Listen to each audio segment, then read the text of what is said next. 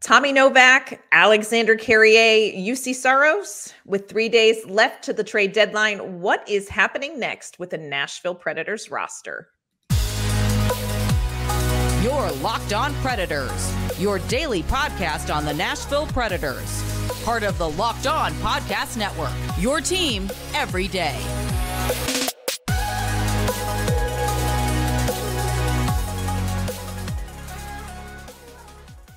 Welcome to the Locked On Predators podcast, and thank you for making us your first listen of the day. We are your free daily Nashville Predators podcast, part of the Locked On Podcast Network, your team every day. Of course, we want to kick off this episode with a special shout out to our Locked On Pred heads, our everyday listeners who tune in to talk Nashville Predators hockey with us each and every day. We thank you for your support. We love that we get to spend a little bit of our day with you. I'm Ann Kimmel. I am a writer at Penalty Box Radio, and my friends, I have a partner in crime. You do. I'm Nick Morgan, also from Penalty Box Radio. That's right. So much to dive into. We are so close. I feel like we've been talking about the trade deadline and this Predators roster for so long. It's coming right down to the wire, my friends. We just have about 3 days left before Barry Trotz has to make some final decisions. And the Nashville Predators, on an 8-game win streak, are not making it easy on the new general manager. Today, we are going to dive into the roster, what it could look like, what we expect maybe Barry Trotz to do. And yeah, we're going to preview a game that could be win number 9 against the Montreal Canadiens tonight. The Predators playing at Bridgestone Arena. Before we dive into that, though, I do want to let you know today's episode is brought to you by FanDuel. Make every moment more. Right now, new customers get $150 in bonus bets with any winning $5 bet. That's $150 if your bet wins. Visit FanDuel.com/lockedon to get started. All right, Nick, we are like so close to the trade deadline. I feel like the Nashville Predators, especially with UC Saros, I feel like this is a team that has been one of the talks of the league. Just big picture. Are buying? Are we selling? Are we holding? What do you expect Barry Trotz to do by Friday? Maybe a little of both, Ann. Yeah? Like, I don't foresee them, going all in and trading for assets or trading for, top 9 forwards or extra defensemen or anything like that. Yeah. But I do think that Barry Trotz is going to maybe bring in 1 or 2 more pieces that can help right now, maybe in exchange for some other pieces currently on the team that he doesn't envision here long term. And I think maybe we're going to get to a couple of those people here in a little bit. Yeah, this is an interesting trade deadline for a couple of reasons. First of all, this is year 1 of a reset under a new general manager. We've really not seen what Barry Trotz alone is going to do at the trade deadline. Number 2, you have a very weird Nashville Predators team. This was a team not expected to make the playoffs. We thought, pipe dream, best case scenario. Well, they're on an 8-game winning streak and getting contributions up and down the lineup. But it's also a team, like this team has a slew of UFAs that Barry Trotz has to make decisions about. So it's gotten almost more complicated with this win streak, I think, as the Predators try to sort out what's right now and what's long term. So there's a lot going on. The focus needs to be on long term, regardless of what else is done. That should be the number 1 focus for Barry Trotz, because this season is sort of, the trial season. This is a trial run. How does it work? What players do I have right now that I can build around? What do we need? Do we have somebody on our roster that we can really sort of build around and, kind of plan on them accelerating into sort of a game-changing talent? Do we need to take a step back and get some more of those people? Do we think that maybe we can kind of piece something together without having to sort of tank and get on draft picks? Maybe we can do some maneuvering and get a player like that in a different set of, circumstances. This was kind of supposed to be that trial year. So I don't really see Barry Trotz going all in one way or the other. Yeah. I don't really see him, selling off every asset available. But I also don't see him exactly either standing pat or bringing other people in. Yeah. Well, and I think you're talking about this is sort of the trial year. And I think part of that too has to do with Andrew Burnett's system, because this is a very different system. And you have to see, okay, who do we have on our roster that actually can play the way the Nashville Predators want to play? And you've gotten some runway with that. And if you're looking around the league at like, hey, who is somebody else that Barry Trotz might want to bring in that's going to be kind of that big fish? Now you know, okay, this is what we need from them if they're going to be successful with this new style of play. So I think there's so many changes. It makes it almost harder to figure out what's going to happen. You said something that I think is really interesting. You talked about, this may not be when Barry Trotz goes out and gets that big grab. And I think for a while, people thought maybe it would be, because if UC Saros, if we've got teams that are interested in UC Saros, the return for Saros is going to have to be that kind of big offensive player. I just don't think there are any out there right now. Well, especially right now when UC Saros' trade value is through the roof at the moment, because he's been one of the best players on the Nashville Predators roster, and a big reason they've won, 8 straight, maybe 9 tonight. But that's, sort of the thing with UC Saros is he's the best player on your team. He's been the best player on your team for the last 3 years. And so if you're going to trade him, it can't be a situation where you're just trading him to get something, like trading him for assets because he's available. You got to if you're going to get rid of UC Saros, you've got to make that trade something that is going to jumpstart a rebuild or really sort of generate something new for your team. And, like you said, and I don't necessarily know if the Preds are going to get something like that at this trade deadline. I think it's possible they may get something like that in the off season. But right now, I think I don't think there's going to be a lot of teams as desperate as they are for goaltending that are going to be willing to pay that sort of price at this time. Yeah, I agree with you. And all of the people saying you have to trade Saros now, his trade value is never going to be higher. His trade value may not ever be higher, but you still don't trade him for less than what you want. You know what I'm saying? Right. And that's where I feel like the people who are like, it's the time, you have to do it now. First of all, you don't have to do it now. Second of all, you don't want to trade your best piece for less than what he's worth. Yeah, exactly. You don't want to trade UC Saros just for the sake of trading UC Saros. You want to trade UC Saros because there is a once in a lifetime cannot refuse deal that comes into Barry Trotz's front office. That's right. Yeah, I agree. Speaking of once in a lifetime deals, just go with me. There's a transition. Let's talk about a deal that we are sitting on the edge of our seat, waiting to be announced, waiting to hear, is it going to happen? And this is so interesting. It felt like at the beginning of the season, Tommy Novak was that Vivian Ward sure thing. Of course, Barry Trotz is going to sign Tommy Novak. It's been a little bit of an up and down season, but what we're seeing from Tommy Novak, especially in this stretch run with the Nashville Predators, don't you feel like a deal is kind of imminent for him? It sounds like it, and Elliot Friedman said it in his podcast over the weekend, where it seemed like the two sides were close on a deal. And it's going to be interesting to see if there's any sort of deadline for kind of hitting that, because I can't imagine the Predators are going to risk Tommy Novak going away for free. He's a young forward with some good offensive pop. There's reportedly a lot of teams around the NHL, the New York Rangers especially, that have been calling on him. And the Predators really want to keep him in the fold long term. So it sounds like there could be some sort of new deal, maybe a bridge deal imminent. And if so, I think that's really good news for the Preds, because I think he's that kind of guy that you can plug into your top 9.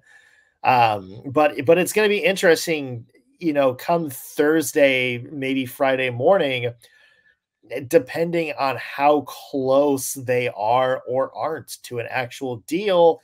Maybe that impacts the trade market for Tommy Novak when the deadline rolls around. Yeah, I think it's going to take the wind out of a lot of sails if Tommy Novak goes. But the thing is, that the exchange for somebody like Tommy Novak, the way he's playing right now, Barry Trotz, I think, is only going to do that if it's something significant, which makes it maybe feel a little more palatable. I keep thinking, Saturday night, Tommy Novak had an incredible assist on the second Cody Glass goal. And then he had an absolute just knock your socks off play to score on the power play. And I was like, Barry Trotz's phone is vibrating in his jacket pocket, and it's Tommy Novak's agent going, hey. Yeah. Hey, Barry. And Tommy Novak was very slow getting back from his injury this year. And now, dating back to January 29th, he's been absolutely on fire. Yeah. A point in every game but 2 in that span. Yeah. So he's been one of the Predators' best players, and it couldn't have come at a better time for his value. Yeah. I think it's interesting too. Barry Trotz said on one of the radio shows on 102.5, he said that Novak has some qualities that not a lot of other players on the roster do. So this is a player I think that's going to generate a lot of conversation. I feel like everybody in Nashville is just waiting to hear what's next, and please, hockey gods, let it be a contract with the Nashville Predators. Come on. That would be ideal, Anne. That would be ideal.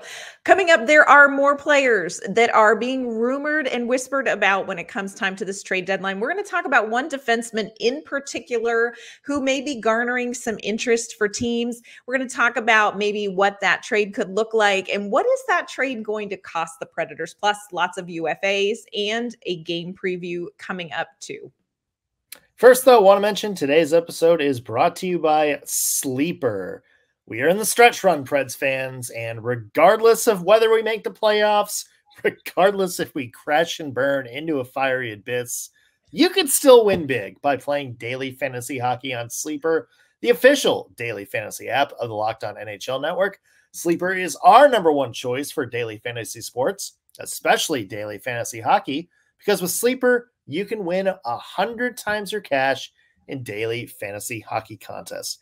Here's how it works. You take players like Philip Forsberg, Ryan O'Reilly, Roman Josi, Tommy Novak, and you make over-under predictions on their sleeper projections for things like goals, assists, saves, plus minus, and more in a given game. If you can nail 8 of those player plus minuses, you can win the 100 times bet on Sleeper. Again, you can win 100 times your money playing daily fantasy hockey with Sleeper. So start paying attention and nail your picks so you can start winning big.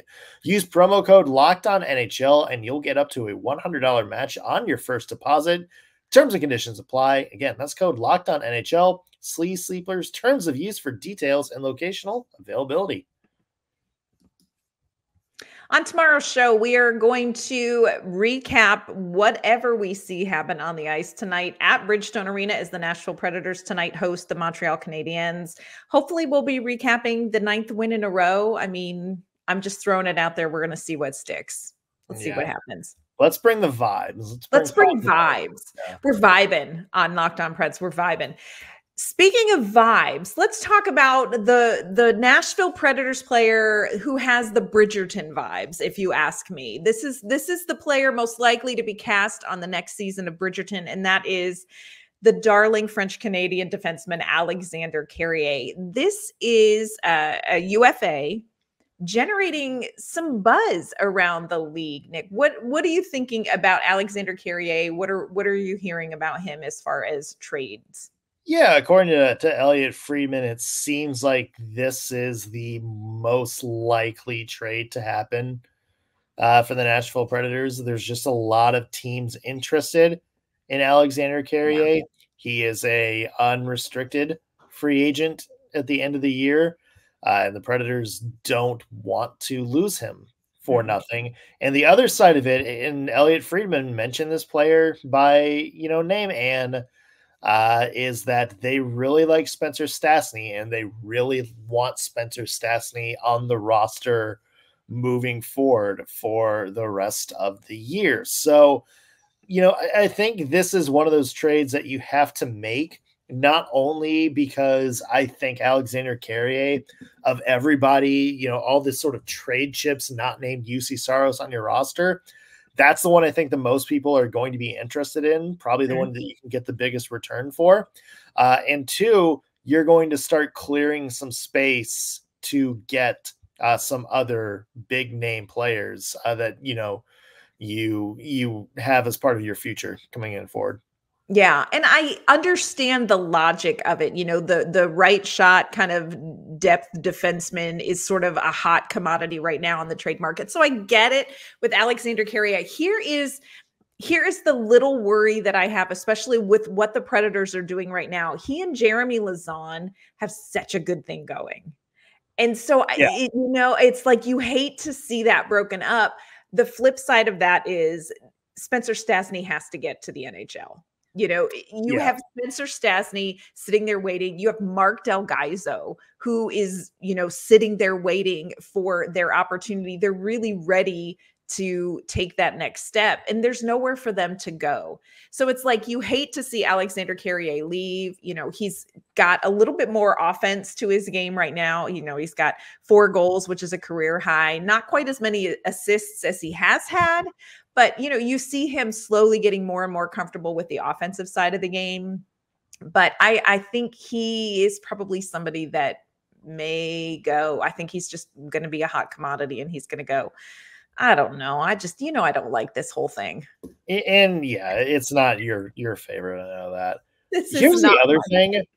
I don't think it's out of the question to get a first round pick for Alexander Carrier.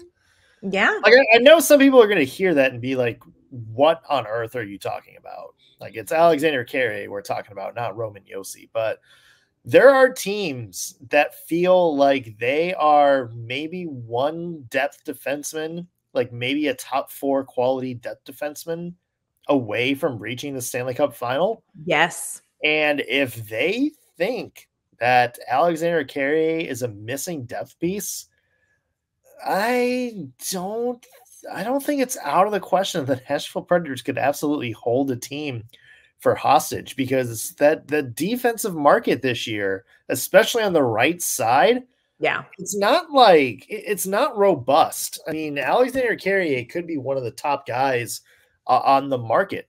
So it's one of those things where, if the right price comes along, I think the Predators could absolutely maybe take advantage of the market and get something like that for Carrier. Yeah. And I think you're right. I think you can get a couple of teams both wanting him, and Barry Trotz can just sit down and say, who's going to bring me the best offer? I think Carrier is a player you could do that with. I want to throw out a couple other UFAs and just sort of see, do you think they're going to stay? Do you think they're going to go? Yakov Trenin. I think he's going to stay, even though he's a unrestricted free agent at the end of this year.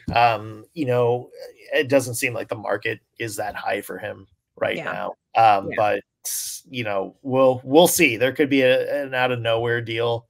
And I also don't necessarily think it's out of the question the Preds maybe bring him back with like, a 1-year deal somewhere. Yeah. What about Kevin Lankinen, goaltender Kevin Lankinen? I feel like this is the goaltender nobody is talking about.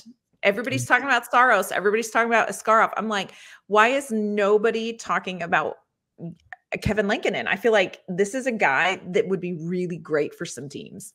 This is going to be interesting, Anne, because if you trade Kevin Lankinen, that basically means it's Askarov time in Nashville, right? Like, he would be the backup unless you're going to say, screw it, UC Saros is our starter. We want Askarov to get more time in Milwaukee. So Troy Grosnick, here you go. which I don't really see that happening, but Yeah. it's going to come down to, because I'm with you. I think the Preds could get, a decent price for Kevin Lincoln, and I think there's going to be some teams interested in him. Yeah. It's just going to come down to, would you rather have a Skarov chase that cup in the AHL? I know. And would you rather have him kind of be the star goalie for, a team that could very well win a championship and go through a playoff run? Or would you rather have him be in Nashville and, maybe start 1 out of every 5-6 games for the Predators? I think whatever they decide, I mean, and they very well could go that way. Like, they very well could just say, you know what? We know what the season's like in the AHL, but we think he's accomplished all he can accomplish there. It's better for him to get his feet wet now. So it's going to, I think Kevin Lincoln's future is going to depend on what they think of a Skarov's development and what the best thing moving forward will be. Yeah, I agree with you. And I think some team out there would be so smart if they're looking for, hey, we're not 100% confident in what we're taking in net into the playoffs. Kevin Lincoln is your guy. I'm just surprised that we haven't heard more, but we'll see what happens. I agree with you. I think so much about Kevin Lincoln will be decided based on what they want for Yaroslav Askarov this season. Yeah. Agreed. Coming up, of course, the Nashville Predators, all this trade talk going on. What we do know for sure is that this team is taking the ice tonight against the Montreal Canadiens. They're going for their 9th win in a row. Coming up, we're going to preview that game. We're going to talk about what could be some problems that happened with the Nashville Predators against this Canadiens team. We're going to do that in just a second. First, want to let you know this episode's brought to you by eBay Motors. Passion, drive, and patience. That's what brings home the winning trophy. It's also what keeps your ride or die alive. eBay Motors has everything you need to maintain your vehicle and level it up to peak performance. From superchargers, roof racks, exhaust kits, LED headlights, and more. Whether you're into speed, power, or style, eBay Motors has got you covered. With over 122 million parts for your number one ride or die, you'll always find exactly what you're looking for. And with eBay's Guaranteed Fit, your part is guaranteed to fit your ride every time or your money back. Because with eBay Motors, you're burning rubber, not cash. With all the parts you need at the prices you want, it's easy to turn your car into the MVP and bring home that win. Keep your ride or die alive at ebaymotors.com. Eligible items only, exclusions apply. eBay Guaranteed Fit only available to U.S. customers. On tomorrow's show, we're going to recap again this Montreal Canadiens game coming up tonight. Nick Morgan, this is not necessarily a game that you circle on your calendar and you say, oh my gosh, the Nashville Predators are going to play the Montreal Canadiens. This is going to be so scary. But honestly, I'm That's right. I'm a little bit terrified tonight about this. Preds going for their 9th win in a row. I don't know. What are you feeling about this one? Yeah, I mean, it's that classic game where it would be the team on the schedule you would least suspect the Predators to stumble against. But, it's one of those things where, hey, a weird, random, Tuesday night showdown in Smashville. These are the types of games that the Nashville Predators haven't exactly brought their A game to. So, yeah, I do think the Montreal Canadiens have a lot of good things going for them this season. Nick Suzuki looks like an absolute star at this point, and the Canadiens absolutely, I think, have a bona fide star to build around in him. Cole Caulfield, another guy, on pace for his career best season.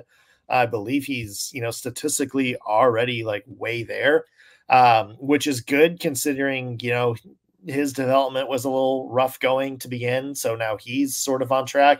Juraj Slafkovsky, this is another guy who is, sort of finding his way in the NHL. Remember, he was the surprise number 1 pick a couple of years ago. And, dealt with injuries last year during his rookie year. This year, he's kind of starting to put things together. So it's going to be, one of those games in which, look, the Canadiens, they are who they are. They're not great. They're in contention for, a lottery pick, at this point, maybe the number 1 pick, but they have the weapons that can capitalize and score on Nashville's best players if they're not careful. So, if you're Andrew Brunette in that locker room, you got sirens going off, you got flashing warning lights. Yes. You are like putting game film on Montreal, like in their face, making sure that they prepare the same way they would for the Colorado Avalanche, because this is the kind of game you don't want to make a mistake in.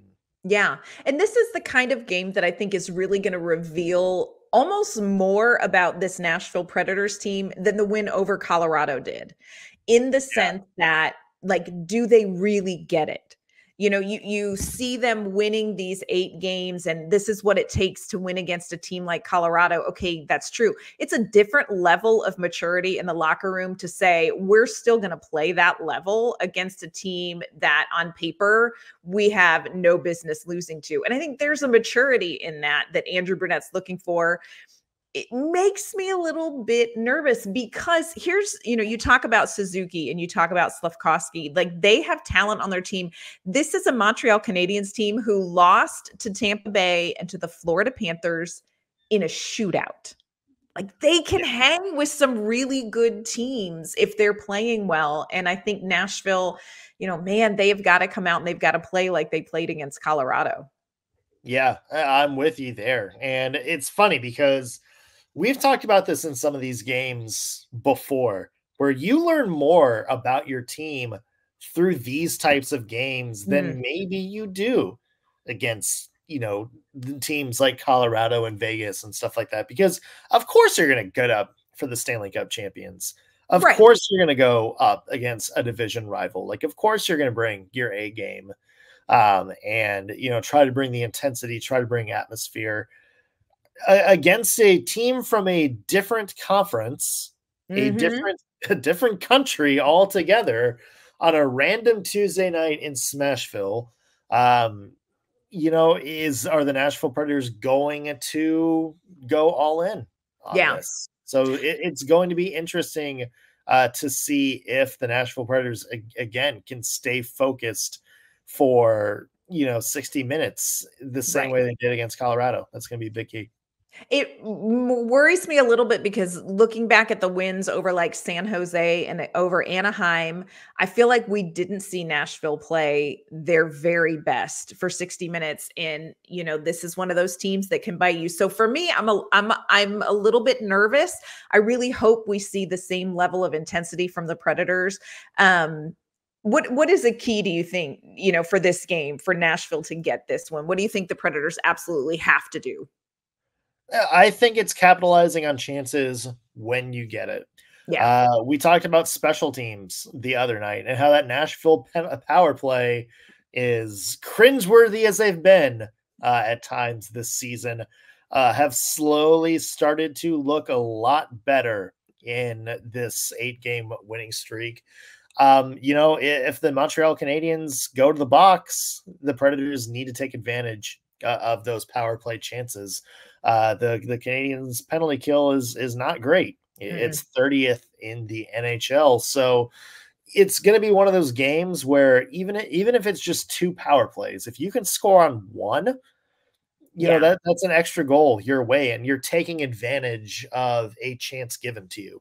So, maybe it's not necessarily even like a power play either. Like maybe there's a really bad turnover by Montreal in the neutral zone and it winds up a 3-on-1 the other way. Just capitalizing on the chances that you're presented with. I think if Nashville can do that, they got this game in the bag. But again, this is one that they're going to have to be on alert for, because Montreal, they got some players who can play.